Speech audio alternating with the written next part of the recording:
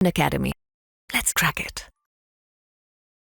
कि एक स्टूडेंट जो कि प्रिपरेशन कर रहा है सीडीएस या एनडीए सीएपीएफ एग्जामिनेशन की, उनके लिए कितना वैलिड है कितना नहीं। सर, बच्चे हमेशा एक बहुत कॉमन सा क्वेश्चन पूछते हैं, सर मैं एनडीए की तैयारी कर रहा हूँ, सीडीएस की तैयारी कर रहा हूँ, सीएपीएफ की तैयारी कर रहा हूँ, कितने घंटे की पढ़ाई चाहिए होती है, कितने घंटे एक दिन में पढ़ना होता है, डिस्ट्रैक्शंस का क्या करें। उसका कॉमन सा क्वेश्चन होता है कि सर जितना आप करा दे बस इतना कर लूँ, अरे बेकार है, इसी क्लास से कुछ नहीं आता, इसके नोट्स बेकार है, ये है वो है। ये बहुत जेन्युइन प्रॉब्लम है कि आप कितने अच्छे हैं ये मैटर नहीं करता, आप कितनों से अच्छे हैं ये बहुत ज़्यादा मैटर करता है कॉम्पिटिटिव एग्जाम। सर जय हिंद दोस्तों, तो कैसे हैं आप सभी लोग। तो आप सभी लोग डिफेंस एग्जामिनेशन की प्रिपरेशन कर रहे हैं और ये सेशन हम लोग इसलिए बना रहे हैं क्योंकि बहुत सारे बच्चों के मन में बहुत सारे बेसिक डाउट्स होते हैं जिनके आंसर्स उन बच्चों को भी मिल ही नहीं पाते। तो प्यारे बच्चों, आज उन्हीं बेसिक डाउट्स के ऊपर हम लोग चर्चा करने जा रहे हैं और इस पूरे सेशन को आप लोग ध्यान से सुनेगा, बिकॉज इस सेशन के बाद बहुत सारी बेसिक चीज़ें जो आपके दिमाग में चलती रहती हैं, कई बार आपको बहुत डिस्टर्ब करती हैं, टू बी वेरी ऑनेस्ट शायद से आपको मुश्किलों का सामना नहीं करना पड़ेगा। तो मेरे साथ कुछ एजुकेटर्स हैं जो काफ़ी समय से डिफेंस के बच्चों को पढ़ा रहे हैं और ये सब एजुकेटर्स आपकी इन परेशानी को सॉल्व करेंगे, इन बेसिक डाउट्स को सॉल्व करेंगे। तो मैं आप सभी का स्वागत करता हूं इस सेशन में।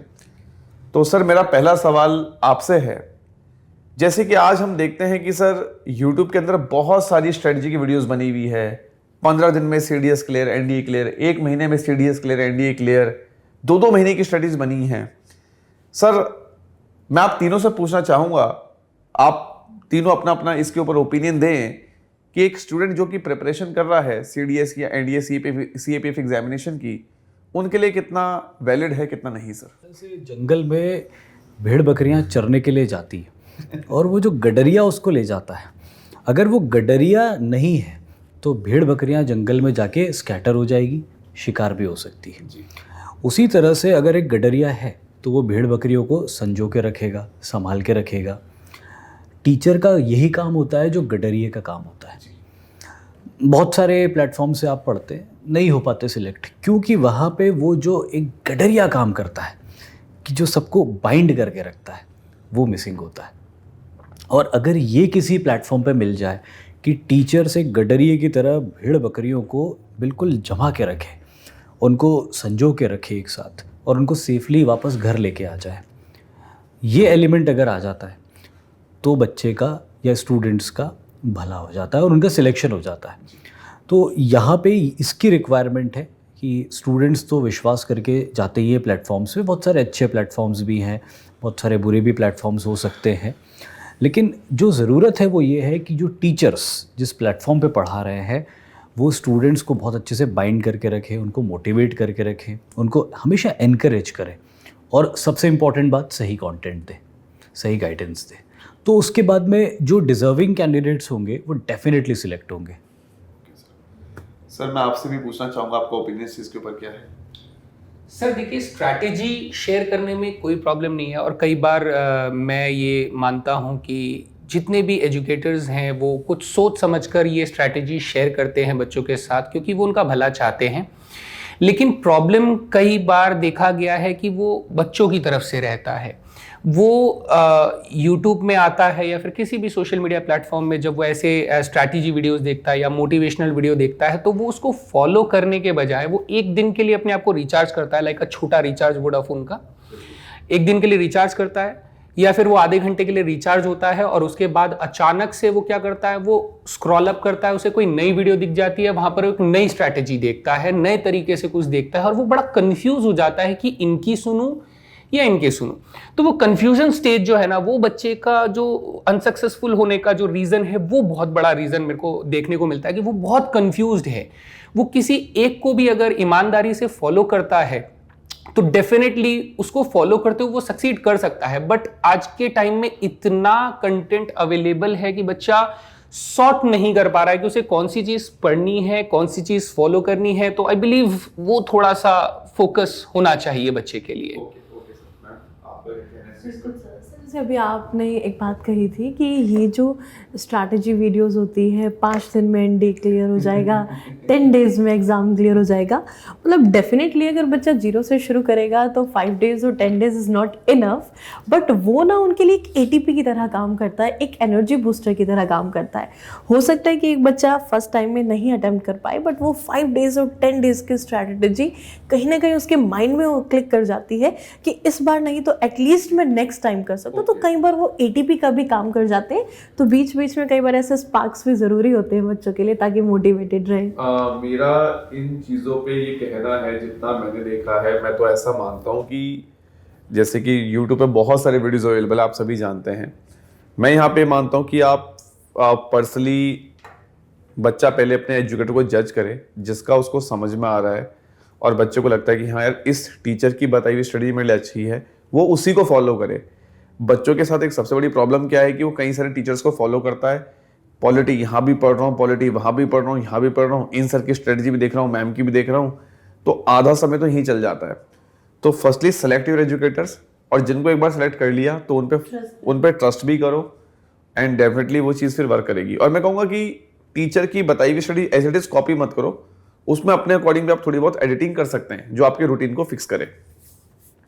सर एक क्वेश्चन और बहुत कॉमन आता है कि बच्चे हमेशा एक बहुत कॉमन सा क्वेश्चन पूछते हैं, सर मैं एनडी की तैयारी कर रहा हूँ, सीडीएस की तैयारी कर रहा हूँ, सीएपीएफ की तैयारी कर रहा हूँ, कितने घंटे की पढ़ाई चाहिए होती है, कितने घंटे एक दिन में पढ़ना होता है, ठीक है, ये कितने महीने में मैं पढ़ूँ तो मेरा एनडीए सीडीएस सीएपीएफ निकल जाए।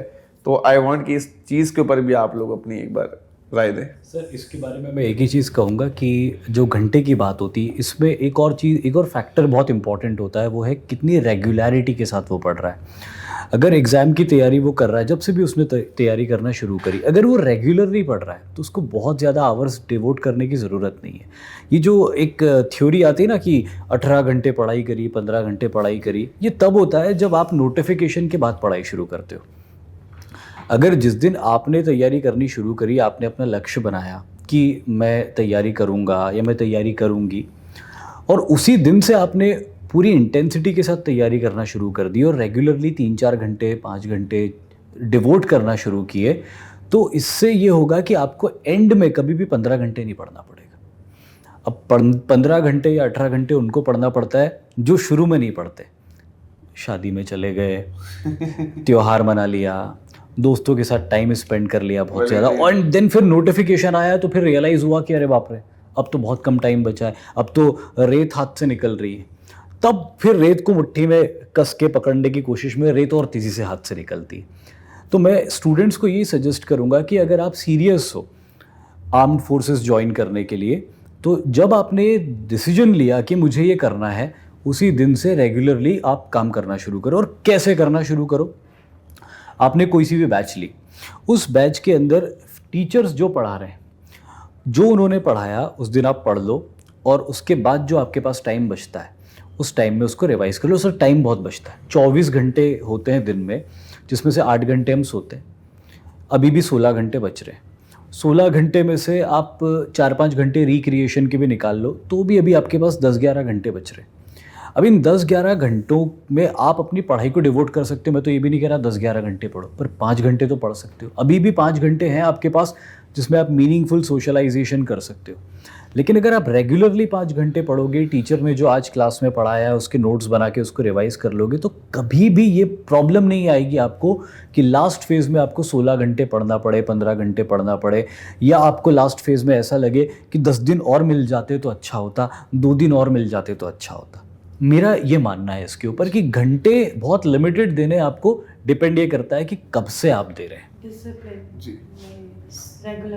Regularity and discipline. सर आपका इसके ऊपर क्या कहना है? सर ये सवाल इतना जेन्युइन है कि ये मैं कहूँगा कि कल परसों ही मेरे पर्सनल सोशल मीडिया प्लेटफॉर्म में बच्चों के ऐसे सवाल रेगुलरली आते रहते हैं कि सर कितना घंटा पढ़ना चाहिए, या फिर मैथमेटिक्स को कितना समय देना चाहिए। ये बहुत जेन्युइन और बारीक सी डिफरेंस को समझने वाली बात है कि अपने अंदर की कमियों को एक बच्चा खुद ही पहचान सकता है। जब आप ऑनलाइन प्लेटफॉर्म की बात करते हैं तो एक एजुकेटर लाखों बच्चों को केटर कर रहा होता है, तो इस वक्त हर एक को इंडिविजुअली ट्रीट कर पाना ये पॉसिबल जैसा कोई बिल्कुल शब्द नहीं हम लोग यहाँ पर यूज़ कर सकते हैं। तो मैं जो बच्चे को समझाता हूँ कि आपको अपनी कमियों को पहचानना है और उन कमियों पर काम करना शुरू करना है। और इसी के साथ में एक एग्जाम्पल भी बच्चों को ये समझाता हूँ, और पता नहीं कितना समझ में आता है, लेकिन ये बहुत रेलेवेंट एग्जाम्पल है। जब भी हमारे भारत में से कोई खिलाड़ी ओलंपिक्स में मेडल जीत कर आता है तो हम लोग उनके लिए खूब सारी तालियां बजाते हैं, उनके खूब नाम उसका लेते हैं और बहुत अप्रिसिएशन करते हैं। लेकिन कोई ये नहीं देखता है कि उस एक गोल्ड मेडल के पीछे उस इंसान ने अपने साल भर की मेहनत लगाई हुई है, जिसे कोई नहीं देखना चाहता है। वो डे 1 से अपने आप को तैयार कर रहा है, अपने आप को ट्रेन कर रहा है, वो अपने डाइट को फॉलो कर रहा है, वो सुबह उठ के मेहनत कर रहा है, शाम तक वो अपने हर अपने एक्टिविटी को इस हिसाब से प्लान कर रहा है कि वो गोल्ड मेडल लाए। तो ये बच्चा क्यों नहीं समझता है कि जो वो चीज पाना चाहता है उसके लिए कुछ डेडिकेटेड एफर्ट्स चाहिए। अगर वो डेडिकेटेड एफर्ट्स नहीं प्रोवाइड करोगे तो आपको वो गोल्ड मेडल कैसे मिलेगा। तो ये बहुत जरूरी है कि आपको ये समझना होगा कि आपको अंदर आप हर इंसान की इंडिविजुअल डिफरेंसेस होते हैं। कोई बहुत अच्छा लर्नर होता है, बहुत जल्दी सीख जाता है, किसी का स्लो लर्नर पेस होता है, धीरे समझता है, धीरे सीखता है, किसी को प्रैक्टिस करने की स्पीड बहुत अच्छी होती है। तो कैसे आप हर किसी को एक तराजू में तोल सकते हैं? तो ये पॉसिबल नहीं है। तो इसीलिए आपको इंडिविजुअल डिफरेंसेस को मध्य में रखते हुए ये सोचना है कि हर एक इंसान को अंदर डिफरेंट क्वालिटीज हैं, तो डिफरेंट कमियां भी पाई जाएंगी। तो उन कमियों पर काम कीजिए, आपके अंदर सुधार डेफिनेटली आ जाएगा। और जैसा कि मैंने कहा, शुरुआत आज से करनी है, और मुक्तक सर ने भी यही कहा कि शुरुआत आज से करनी है, कल कभी नहीं आने वाला है और कोई रास्ता नहीं है। हर दिन डेडिकेटेडली आपको यही प्लान करना है कि मुझे एक टारगेट सेट किया है और वो अचीव करना है। सर की बात को मैं एक वर्ड में, एक लाइन में कंसाइज करूंगा कि आप कितने अच्छे हैं ये मैटर नहीं करता, आप कितनों से अच्छे हैं ये बहुत ज़्यादा मैटर करता है। कॉम्पिटिटिव एग्जाम, सर आपका क्या कहना है सर इस बारे में? सर बिल्कुल, मैं हमेशा से एक चीज़ मानता हूँ सर, मेरा ऐसा ओपिनियन है कि कभी भी पढ़ाई घंटों से नहीं होती है। सर मैं जब भी प्रिपरेशन करता था, जब मैं खुद इस एग्जाम को दे रहा था, तो सर मैं एक टारगेट बेस स्टडी करता था कि भाई आज मुझे इस किताब के 4 चैप्टर पढ़ने हैं, चाहे 5 घंटे लगे चाहे 2 घंटे लगे, ये मेरा टारगेट है। और जब आप डेली एक टारगेट बेस स्टडी करते हैं, एक स्ट्रेटजी को फॉलो करते हैं कि भाई मैं इस तारीख तक अपना पॉलिटी निपटा लूंगा, मैं इस डेट तक अपना मैथ्स निपटा लूंगा, इंग्लिश निपटा लूंगा, तो मैं हमेशा एक टारगेट बेस स्टडी पे बिलीव करता हूं। अब आपने सोचा कि अब आप भले 5 घंटे बैठ के पढ़े, लेकिन पढ़े आपने 2 ही पन्ने, कोई फायदा नहीं उसका। तो मैं हमेशा ये एडवाइस अपनी क्लास में देता हूं कि आप अपना डेली का एक टारगेट बनाएं, उसे अचीव करें, और अपना एक पूरा प्लान स्ट्रेटजी बना के अगर आप इसको फॉलो करते हैं तो डेफिनेटली आपका सिलेबस ऑन टाइम पूरा भी होता है, आप रिवीजन भी करते हैं, डेफिनेटली चांस है कि आपका एग्जाम निकलेगा ही। और 0.1% नहीं भी निकला तो मैं कहता हूँ यार कुछ ही मार्क्स से रह गया होगा, अगली बार आपको सिर्फ उन्हीं मार्क्स के लिए मेहनत करनी है। तो मेरा ऐसा मानना है सर। और हमारे देश में मुझे ऐसा लगता है कि बच्चों को ऐसा लगता है कि एनडीए सीडीएस ये 2 से 3 महीने में निकल जाएगा। मैं पर्सनली ऐसा मानता हूँ, ज़माना जा चुका है। आज के टाइम पे अगर आप सीएपीएफ सीडीएस एनडीए क्रैक करना चाहते हो, मिनिमम आपको 6 से 8 महीने लगते हैं सर। अगर आप एक श्योर सिलेक्शन चाहते हो, ये 2 से 3 महीने का खेल नहीं है जो मुझे लगता है, बिकॉज पेपर का लेवल बढ़ चुका है, कॉम्पिटिशन बढ़ चुका है, कट ऑफ बढ़ चुकी है। तो और ये एक यूपीएससी का पेपर है सर, ये कोई छोटी मोटी पोस्ट नहीं है सर, ये कमीशन ऑफिसर का एग्जाम है, क्लास 1 गजेटेड ऑफिसर, तो उसके लिए एफर्ट्स मांगता है वो। मैम आपका इस चीज़ पे क्या कहना है? आप भी ऑब्वियसली बिल्कुल सर, जो आपने बात कही है ना, स्मॉल टारगेट्स लेकर के आप लोग चलते रहो, उसी में मैं एक और चीज़ ऐड करूँगी कि तब हम लोग कोई छोटा टारगेट लेकर के चलते हैं ना, और फिर जब उसको अचीव करते हैं, अचीव करने के बाद हमें खुद से एक एनर्जी बूस्ट होती है, हमारे अंदर से मन करता है कि आज मैंने अगर इतना किया है तो कल मैं और आप बड़ा टारगेट लेंगे, कल उसे अचीव करेंगे, आप और कॉन्फिडेंट फील करेंगे, और आपको खुद में एनालाइज आप कर पाते हैं कि कितना इम्प्रूवमेंट आपके अंदर हो रहा है।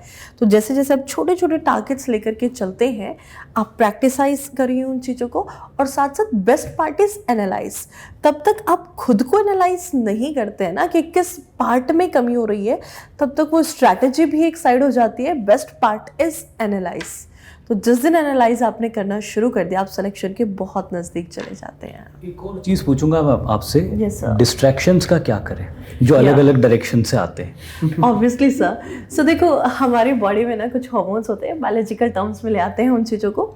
तो हमारी बॉडी में कुछ बेसिक हार्मोन्स होते हैं, तो आप लोगों को पता है इस टाइम पर जो बच्चा होता है एडल्सेंस एज में होता है, और एडल्सेंस एज में तब बच्चा होता है तो उसके पास मतलब उस भटकने के लिए बहुत सारी चीज़ें, स्पेशली अगर हम बात करते हैं हमारे पास सोशल मीडिया, तो हर एक बच्चे के पास आज के टाइम मोबाइल फ़ोन है, हर एक स्टूडेंट के पास एंड्रॉयड फ़ोन होता है, एक मल्टीमीडिया फ़ोन होता है। तो एक मैसेज आता है, जहाँ वो पढ़ना शुरू करता है और वहीं वो स्क्रॉल करना शुरू कर देता है। तो ये सबसे बड़ा डिस्ट्रैक्शन है आज के टाइम पीरियड का। तो इस टाइम पर हम चीज़ों को बैलेंस और बेसिकली हम लोग कह सकते हैं डिसिप्लिन वे में हम लोग चल सकते हैं। और एक ग्लैंड होती है हमारी बॉडी के अंदर, दैट इज़ पीनियल, जिसको हम बायोलॉजिकल क्लॉक के नाम से भी जानते हैं। तो आप कहते हैं कि साइंटिफिकली 20 to 21 डेज तक अगर आप किसी भी काम को कॉन्टिन्यूसली करते हैं तो आपकी बॉडी में उस काम के लिए मेलाटोनिन सीक्रेट होना शुरू हो जाता है। तो भाई किसी भी काम को अगर आप करोगे 20 से 21 दिन कॉन्टिन्यूसली करना शुरू करो तो ऑब्वियसली रिजल्ट आपको दिखेगा। सर ये मतलब मुक्तक सर ने एक ऐसा क्वेश्चन पूछ लिया, टू बी वेरी ऑनेस्ट मेरे मन में था शायद से अगर सर इस क्वेश्चन को राइज ना करते तो मैं पूछ लेता। तो अभी 3-4 दिन पुरानी ही बात है सर। मैं एक्चुअली बच्चों के साथ थोड़ा सा इंटरेक्ट इस तरीके से करता हूँ ताकि वो अपने दिल की बात भी बता सके, ताकि अगर कोई बच्चा परेशान है तो अपनी बात शेयर कर ले। कई बार क्या होता है कि बच्चे इन डिस्ट्रैक्शंस की वजह से, ये गर्लफ्रेंड बॉयफ्रेंड या और भी कोई चीज़ का डिस्ट्रैक्शन हो सकता है, नशा एंड ऑल, तो बच्चे ना अपनी बात कई बार शेयर नहीं कर पाते। अगर वो टीचर बहुत स्ट्रिक्ट है या टीचर ने उतना स्पेस नहीं दे रखा है, इससे बच्चों की पढ़ाई नहीं हो पाती। तो अभी कुछ समय पहले मैंने 2-3 ऐसे केस देखे हैं, लड़कियों की भी देखे हैं, बॉयज़ के भी देखे हैं। सर उसने मेरे साथ चीट कर दिया, मैं टूट गया हूँ, मैं नहीं पढ़ पा रहा हूँ, मेरे मन में ऐसे ख्याल आ रहे हैं। सेम थिंग गर्ल्स के भी मेरे पास ऐसे मैसेज आते हैं। तो मुझे ऐसा लगता है कि एक तो ये जो एज होती है 20 से 23-24 वाली, थोड़ी इमेच्योर एज होती है। इस समय बच्चों को इतनी समझ नहीं होती, बिकॉज हम भी सही से गुजरे हैं, है ना। डिस्ट्रैक्शन हमारी लाइफ में भी आए हैं, ऐसा नहीं है, हमें बच्चे को समझना पड़ेगा। बट मुझे ऐसा लगता है कि आपको यहाँ पे ये चीज़ समझनी पड़ेगी कि आप ये सोचे कि सबसे पहली चीज़ आपका फ्यूचर है। मुझे पता ये एक बहुत बोल्ड स्टेप होता है, जब आप किसी की तरफ अट्रैक्ट हो जाते हो तो उस समय आपको कोई कितना भी समझा ले, नहीं, तब हमारा दिमाग वहीं जाता है डिस्ट्रैक्शन की तरफ। बट एक सेंसेबल या आप कह लो एक सक्सेसफुल बच्चे में और एक गैर सक्सेसफुल बच्चे में ये डिफरेंस होता है, जिसने अभी अपनी प्रायोरिटीज को देखा। तो बेटा पहली प्रायोरिटी आपका करियर है। करियर है तो सब कुछ है, करियर नहीं तो कुछ भी नहीं है। ये चीज़ें आएंगी, आपका समय खराब करेंगी और चले जाएंगी, बट ये मौका, ये समय दोबारा नहीं आएगा। 24 के बाद आप CDS नहीं भर पाओगे, 25 के बाद आप CAPF नहीं भर पाओगे। ये टाइम आपको समझना पड़ेगा कि कोई बात नहीं, you have to take some strong step, but this is the time when you just make yourself, ठीक है, इन आर्म फोर्सेस। आपको अपने आप को लाइक समझाना है, कैसे भी करके समझाना है, मोटिवेट करना है कि नहीं यार इन चीज़ से दूर रहना है। एक बार सिलेक्शन हो जाए उसके बाद आपकी लाइफ है, इन सब चीज़ों के लिए बहुत समय आपको मिलेगा, मैं ऐसा मानता हूँ सर। बाकी आप भी अपनी अगर राय इस पे। सर मेरा मानना ये है कि ये जो एज है बहुत ही ज़्यादा सेंसिटिव एज होता है, और इस सेंसिटिव एज में पेरेंट्स बहुत ज़्यादा सपोर्टिव नहीं होते इन चीज़ों में। ऐसा थोड़ा इंडियन सोसाइटी में ये चीज़ देखी भी जाती है, और कई बार होता है कि वो दोस्त से शेयर करता है या फिर कोई भी ऐसा जिसके ऊपर वो ट्रस्ट करता है वो शेयर करता है। लेकिन मैं ये चाहता हूँ कि जो भी इस एज से गुजर रहा है, इस सिचुएशन से गुजर रहा है, उसे ये समझना होगा कि वो अकेला नहीं है इस दुनिया में, उसके साथ जो ये हो रहा है। जैसा कि अभी विशाल सर ने बताया कि हम सभी इस एज से गुजरे हैं, हम सभी इन सिचुएशन से गुजरे हैं।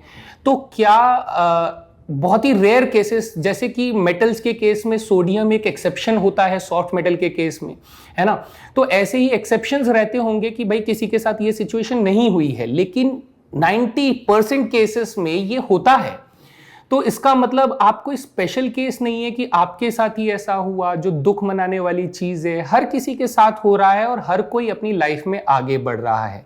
और जो मेजर पॉइंट है कि आपके जीवन में जो आपके लाइफ को कन्वर्ट कर देने वाला, एकदम सिचुएशन को अलट पलट कर देने वाला जो मौका होता है, वो आपके लिए एज रेस्ट्रिक्टेड मौका होता है।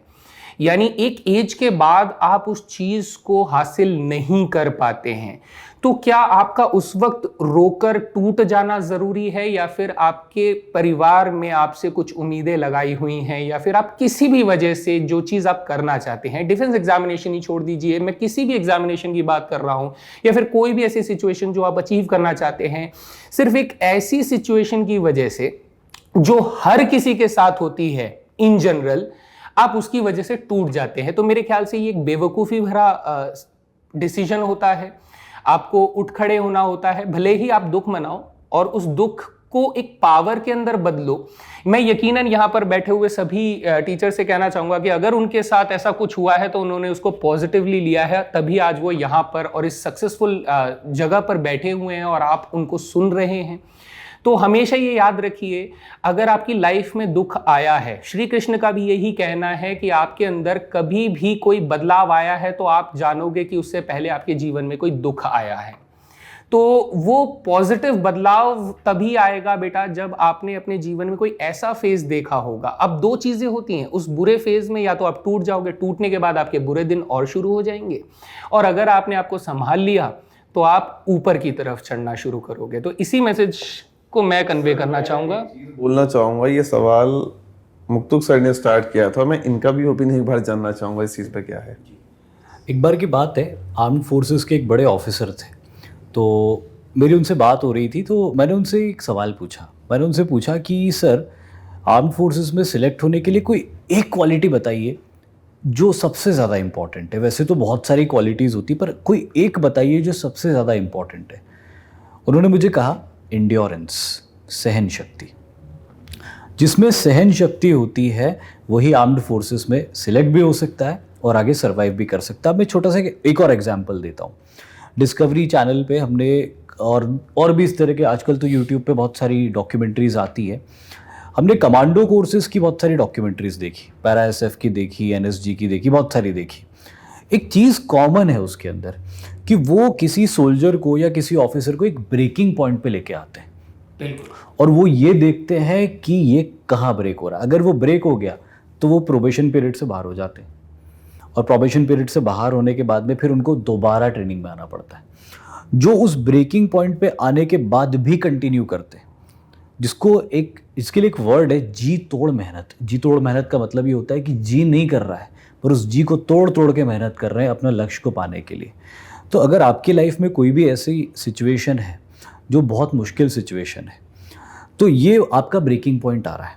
अब इस ब्रेकिंग पॉइंट से ओवरकम करके भी आप आगे कंटिन्यू करते हैं कि मेरे हाथ साथ नहीं दे रहे, मेरे पाँव साथ नहीं दे रहे, लेकिन मैं आगे बढ़ूंगा या मैं आगे बढ़ूंगी, तो आप आर्म्ड फोर्सेस के लायक हो। लेकिन अगर आप ऐसा नहीं कर पा रहे हो, कोई छोटी मोटी प्रॉब्लम्स आ रही लाइफ में और उससे ही आप बुरी तरह से टूट के तैयारी नहीं कर रहे हो, या डिप्रेस्ड हो जा रहे हो, या मोटिवेशन ढूंढ रहे हो इधर उधर से, तो अभी आपको आर्म्ड फोर्सेस के लिए अपने आप को प्रिपेयर करने में सहन शक्ति की भावना को, सहन शक्ति की क्वालिटी को और इनकलकेट करने की ज़रूरत है। तो ये आप ध्यान रखना कि एंड्योरेंस, देखो आर्म्ड फोर्सेस के सिलेक्शन की प्रोसेस यहीं से शुरू हो जाती है। वो एसएसबी से या मेडिकल से नहीं होती शुरू, वो रिटर्न से भी नहीं होती शुरू। जब आप रिटर्न के लिए प्रिपेयर कर रहे होते हो तभी से ये मदर नेचर आपको सिलेक्शन की प्रोसेस शुरू कर चुकी होती कि कौन ब्रेक कर जाएगा यहाँ पे और कौन अपने बुरे वक्त और लो पॉइंट से ओवरकम करके आगे बढ़ता रहेगा। जो आगे बढ़ता रहेगा वो, जिसको हम बोलते हैं ना, विनिंग लाइन पार कर जाएगा। तो इट्स ऑल अबाउट एंड्योरेंस, सहन शक्ति। अगर कोई प्रॉब्लम है, सहन करो और उसको सहन करते हुए आगे बढ़ो, हिम्मत से आगे बढ़ो। तो ब्रेकिंग पॉइंट आएगा, लेकिन उस ब्रेकिंग पॉइंट से ओवरकम करके आगे बढ़ना है। सर मेरे मन में एक क्वेश्चन है जो कि मैं आप तीनों से, वन मोर थिंग सर, अभी जैसे ही बात हो रही थी तो मेरे एक साइंटिफिक फैक्ट भी मेरे माइंड में तुरंत क्लिक किया। जिस ये जो एज ग्रुप होता है, इस एज ग्रुप में एक साइंटिफिक फैक्ट आपको बताते हैं। हमारा जो ब्रेन होता है, ब्रेन का एवरेज वेट होता है 1300 to 400 ग्राम्स।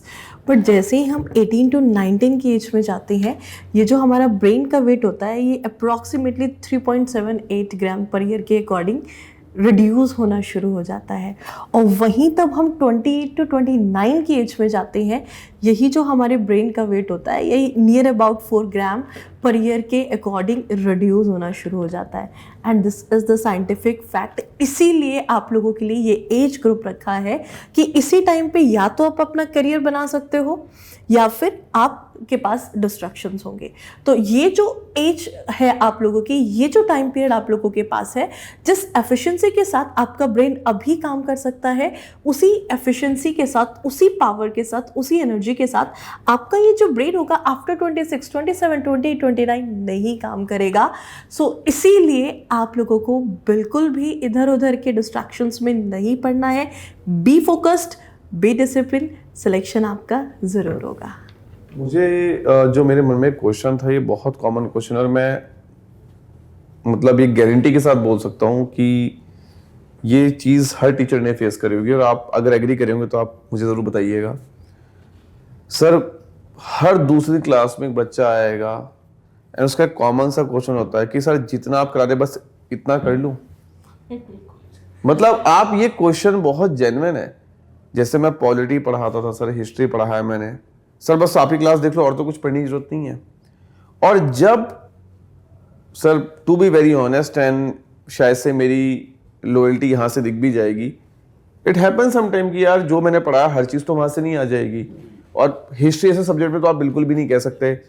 तो हर टीचर अपने हिसाब से अपना बेस्ट कंटेंट देता है, मैंने भी दिया, बट कई बार से कुछ क्वेश्चंस नहीं आए, इसकी क्लास से कुछ नहीं आता है, मतलब द वे जो बच्चों का होता है, अरे बेकार है, इसी क्लास से कुछ नहीं आता, इसके नोट्स बेकार है, ये है वो है, ये बहुत जेन्युइन प्रॉब्लम है।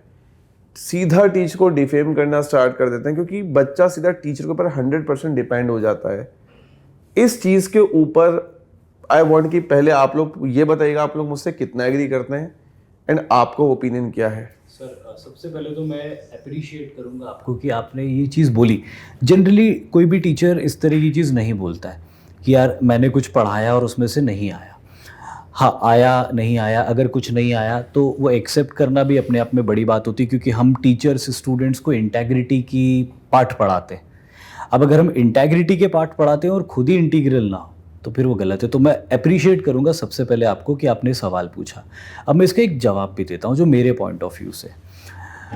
महाभारत का युद्ध चल रहा था और महाभारत के युद्ध में अर्जुन कौरवों की सेना के ऊपर हावी थे और दुर्योधन बड़े फ्रस्ट्रेटेड हुए, और दुर्योधन गुस्से में जाके आचार्य द्रोण से पूछते हैं कि आचार्य द्रोण, ये क्या है, हम सभी आपके शिष्य, लेकिन अर्जुन सब पे हावी हो रहा है, हम में से 4-4 लोग भी जाके उससे लड़ रहे हैं तो भी वो हमको तीरों की बौछार करके पीछे हटा दे रहा है।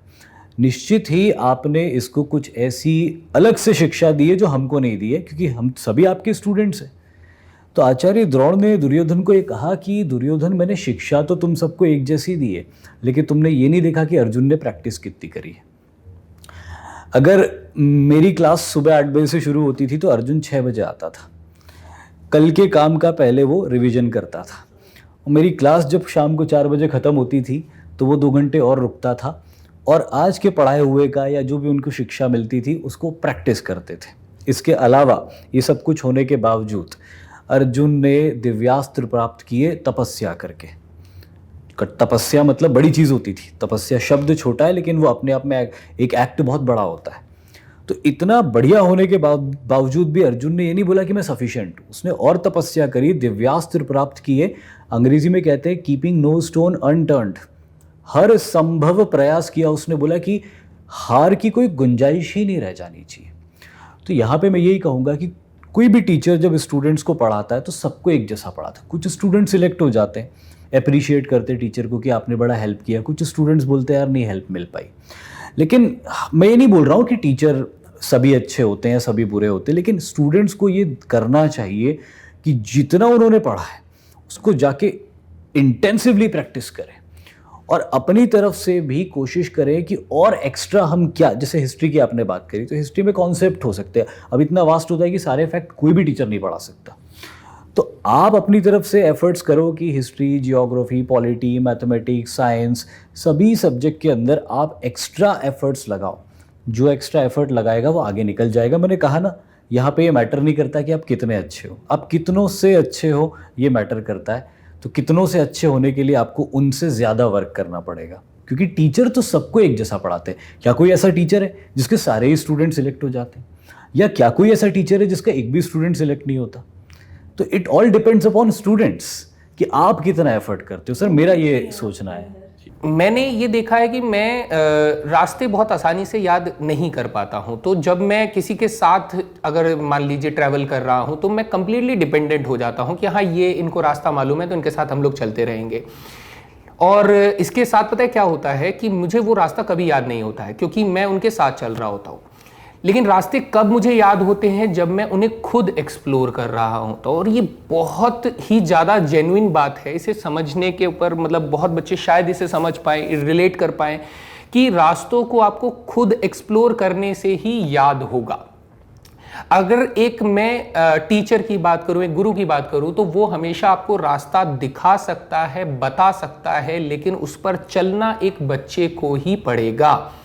उसे खुद ही उन रास्तों पर चलकर उसमें से खामियां ढूंढनी है, उसमें पॉजिटिव चीज़ें ढूंढनी है, उसमें से और कौन से पतले संकरे रास्ते निकल सकते हैं, वो सब उसे खुद ढूंढना होता है। और जिस दिन बच्चे को इस चीज़ की हैबिट लग गई कि वो उन रास्तों पर खुद चलकर रास्ता बनाएगा, तो उसे किसी के चलने से मतलब नहीं होगा, उसे सिर्फ रास्ता बताना है कि हमें इस दिशा में चलना है और वो पहुंच जाएगा अपनी मंजिल तक। तो मेरा मानना यही है कि आपको खुद इसे चलकर ही देखना होगा कि रास्ता कहाँ जा रहा है। आई थिंक सर हमने बहुत सारी चीज़ें स्टूडेंट्स को बता दी। मतलब कोई स्टूडेंट ये सारी चीज़ों को अप्लाई कर दे तो वो काफ़ी सक्सेसफुल हो सकता है। मैं चाहूँगा कि अब इस डिस्कशन को आप कंक्लूजन पे लाओ और स्टूडेंट्स को समराइज कर दो जो कुछ भी हमने डिस्कस किया। बिल्कुल बिल्कुल, मैं इसे इस तरीके से समराइज करना चाहूँगा जितने भी हम चारों एजुकेटर्स ने जो भी यहाँ पे बातें करी हैं। बच्चों, सबसे पहली चीज़ तो आपको ये ध्यान में रखना है कि कभी भी टाइम देख के, घंटे देख के पढ़ाई नहीं होती है।